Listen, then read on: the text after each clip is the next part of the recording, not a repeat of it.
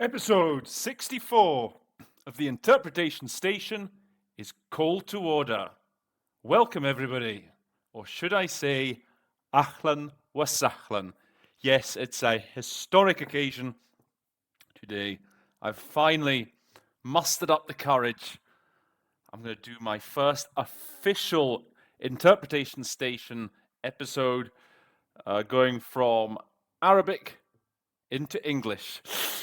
I'm a bit nervous, I must confess. It's a bit different from how I usually do things.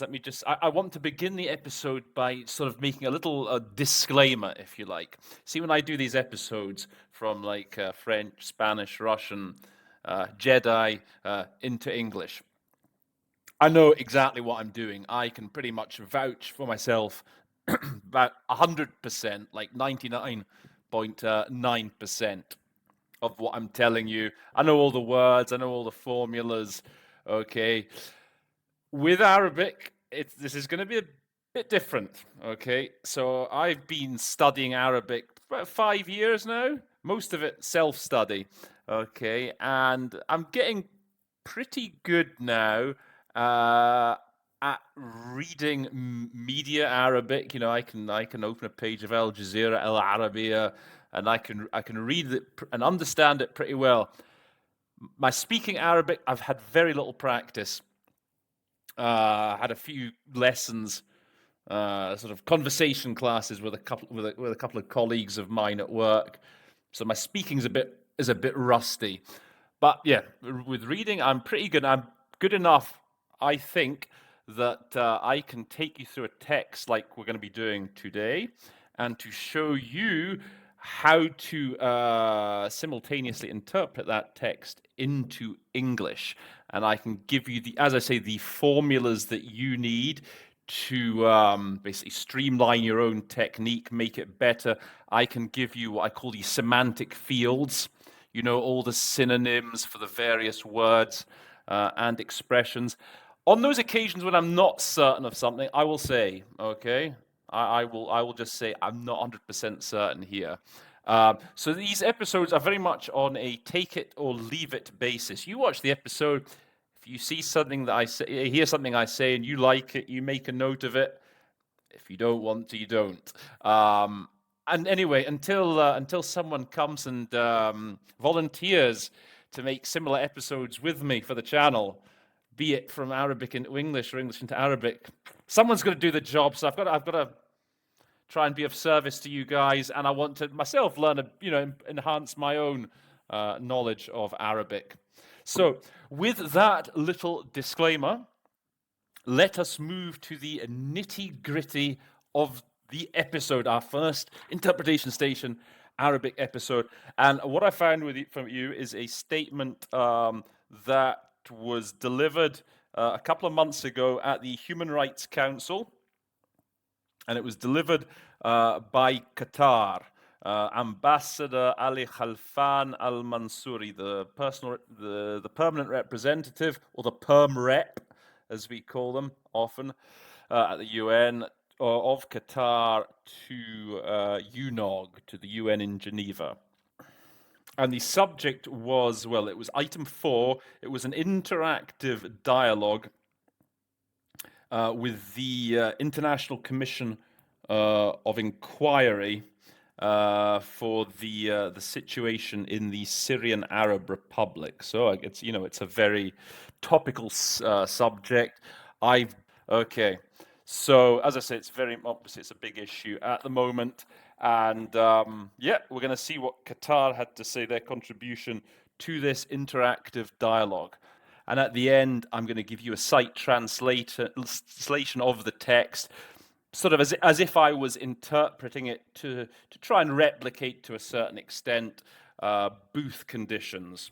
Okay, so that'll be at the end. So here we are then. So let's take you through it. Okay, so the first word I've highlighted here, marrat. So 10 years, I guess the standard solution here, have passed. Now, why have I highlighted just this apparently simple word, marrat? Because in English, often one solution will say, under these sort of circumstances, is 10 years have come and gone, and still the Syrian people, etc., etc. So it's just to give you a bit of an alternative to always just saying past, have passed. When we're trying to tell a story like this, we often in English say, 5 years have come and gone. So it's a good little solution to have in your arsenal. Now, al-Suri al-Shaqiq. Now, why have I highlighted Shaqiq? Now, okay, I know that usually the standard solution here would perhaps be fraternal. But to be honest, for me, I sometimes get lost. I mean, it's not just obviously the Arabic speakers that talk about their fraternal countries and whatever. It's a lot of the African French is often the Africans often use this sort of expression. Sometimes they call them their sister countries. Sometimes they call them their the fraternal countries. Sometimes they can all get a bit confusing. So, to be honest, what I do is I'd call them our kindred countries. And that basically covers both bases. You don't have to worry if they're your sister country or your fraternal country or whatever. Your kindred country, it's an expression I learned. It's actually from Winston Churchill, his memoirs of the Second World War. And he uses this talking about, various friendly countries here and there, and he often says this: they are, our kindred nation, whatever. So I thought that was a good solution, a good sort of succinct solution, and obviates the need to really think about are they your brothers or the sisters. So just an idea for you. Okay, then moving down here. ارتكاب فيها العديد من الانتهاكات الجسيمة. Okay, so why did I highlight this? Okay, for violations. Okay, so there's some, some of this is for these words, ارتكاب الانتهاكات الجسيمة. It's important just to have immediate solutions for this kind of thing. For example, have committed العديد من, instead of just saying many, you could say have committed numerous. Okay, الانتهاكات الجسيمة.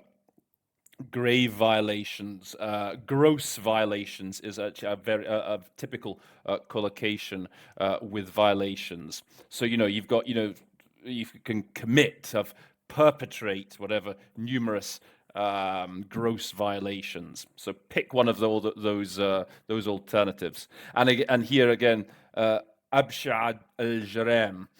So with crimes, I like to talk about heinous crimes. I suppose you say the most heinous crimes, the most dastardly crimes is another good alternative. So it's always good, as I say, to have those semantic fields for those sorts of words: gross, heinous, dastardly, egregious, etc. Okay, moving on down here then. And okay, so here he talks about using the use of chemical weapons, which are al-muharrama dawliya, so which are internationally prohibited or outlawed. I like using outlawed, for example. There's a couple of ideas there. Now, this expression here, al-ihtijaz ta'safi, this is as we call arbitrary detention. Now, this is one of those terms that you can't really play around with. This is where you need like that formula. You need to know exactly what that concept is called. So we call that arbitrary detention. By the way, forgive me if you also, please, in the comments, my pronunciation. Do feel free to correct me if I mispronounce things. I will. I know. I just sometimes don't know with those vowels in Arabic what vowels I need. So, as I say, it's a learning process for me as well. Okay, again, this is another classic then, sort of collocation, arqala al-juhud. So for this kind of thing, you want to be, hindering efforts, hindering and hampering. I think I actually gave you this example. I did a site translation last week that I put on the LinkedIn group, and I was telling you, himpering. I said it again. Made the same mistake. Himpering and what was I said? himpering and handering. So it's obviously hinder and hamper, and also impede is another good alternative here to sort of impede efforts. Aramia tawassul. So here, I mean, you could just skip aramia. You could just say it's hampered efforts towards reaching a political solution, or if you want to reflect the aramia, you could just say geared towards reaching a political solution. Okay, Beyan Genève Wahed. That is the Geneva Communique #1. So that's an important document to be familiar with when it comes to the situation in Syria, as is this resolution, the Security Council resolution, Al-Qarar. Oh, you're going to make me say the number, are you? 22 54. 2254. That's a important, very important. That's, I think, the most up-to-date resolution so far on the situation in Syria, and basically sets out the parameters for hopefully a future, settlement to the conflict. And okay, talks about again another important verb here, afshal amal al-lijna. They've obstructed or seek to thwart, to obstruct the work of the Constitutional Committee. So it's good to have a couple of, again, alternatives here. Now, I was thinking here, tadhur kabir. So you could say, leading to a major deterioration. I guess that is the standard solution for tadahur. It also occurred to me that you could perhaps say a degeneration. The word degeneration pretty much sums up that whole idea, tadhur kabir, in two Arabic words in one word. English is very good like that. So English has such a wide vocabulary. There are many examples where one English word basically sums up what's being said in another language that takes like 2, 3, or even 4 words. So a degeneration it's really much stronger than a deterioration. So that's just an idea. If you say that the situation has degenerated, that's very strong. Okay. And okay, this is something that I keep coming back to in my other videos. The whole business of the coronavirus, whatever you want to call it, COVID-19. And what I say is that if you're under pressure, and you can just say. You can just shorten the whole thing just to say the COVID, in light of the spread of COVID, or in light of the spread of the coronavirus. I don't feel like you have to give the coronavirus pandemic, for example, the COVID-19 pandemic.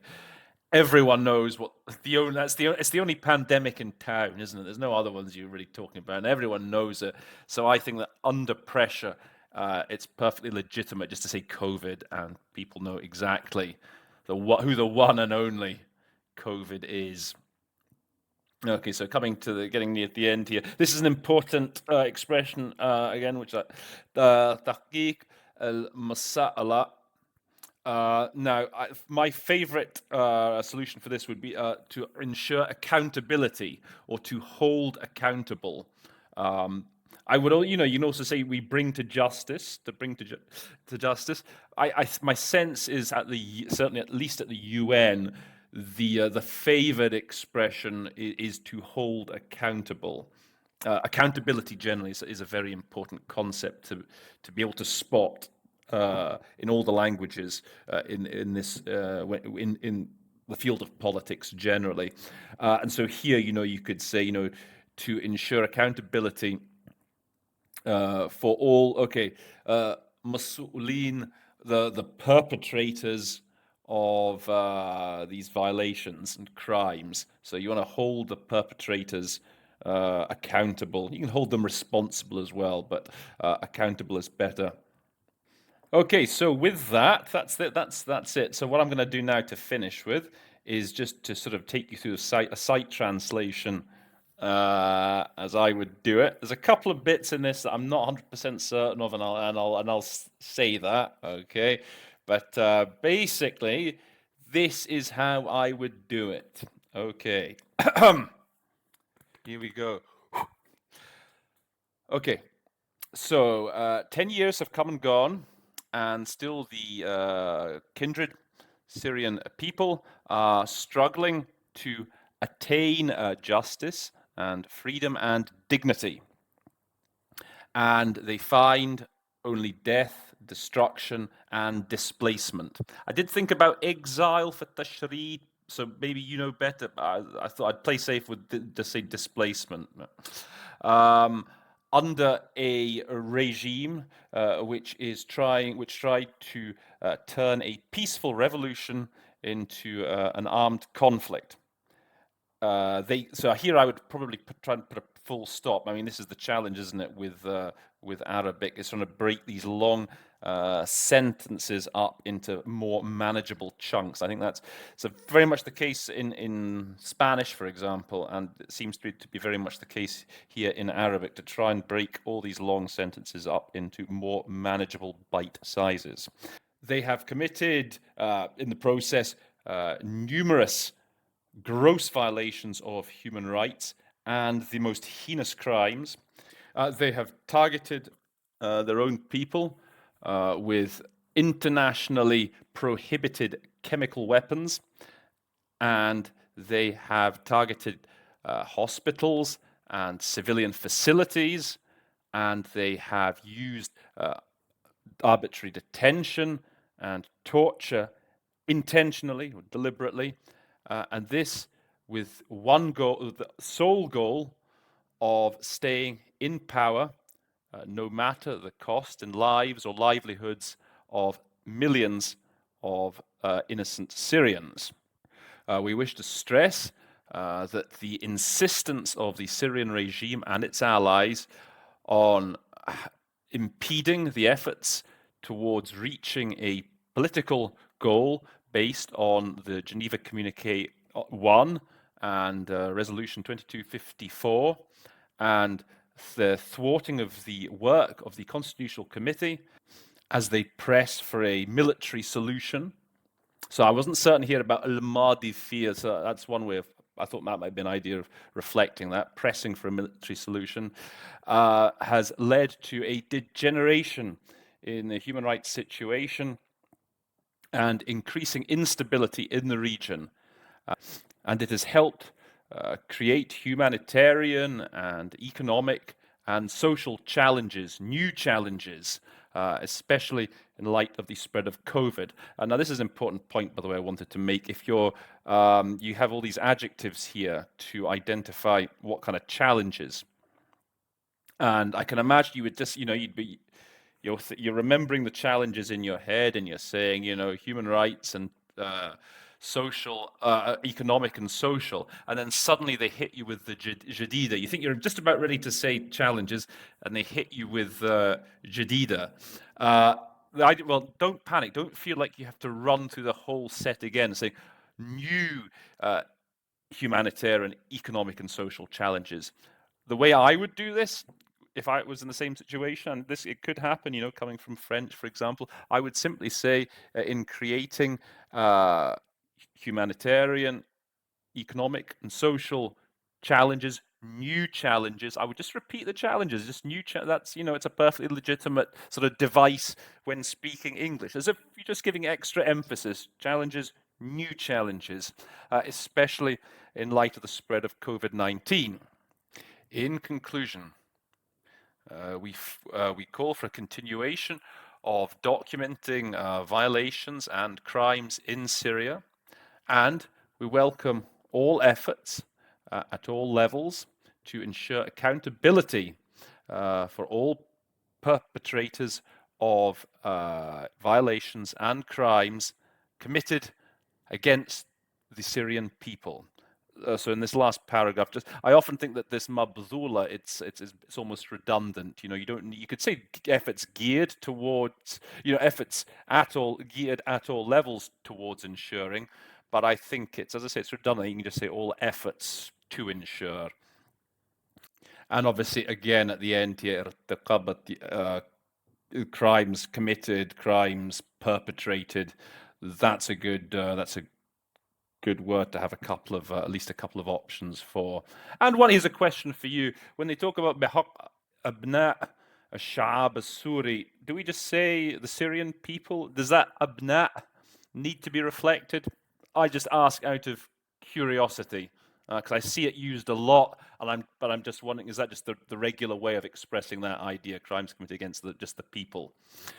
Okay, that's pretty much it. Well, I hope you found that useful.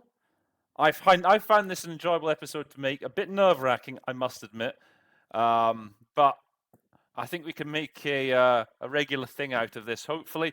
If you've enjoyed the episode, please do click the like button, and please consider, if you haven't done so already, please do consider subscribing. Share the video with any of your friends if you've liked it. It all depends if you've liked it or not, and if you think it's useful, I'd greatly appreciate it if you could share it. And as I say, if you've liked it, I can do this on a regular basis. I'll certainly do more site translations on the group. It has been a pleasure. All that's left for me to say now is a farewell, or ila liqa, and to say that episode 64 of the Interpretation Station stands adjourned.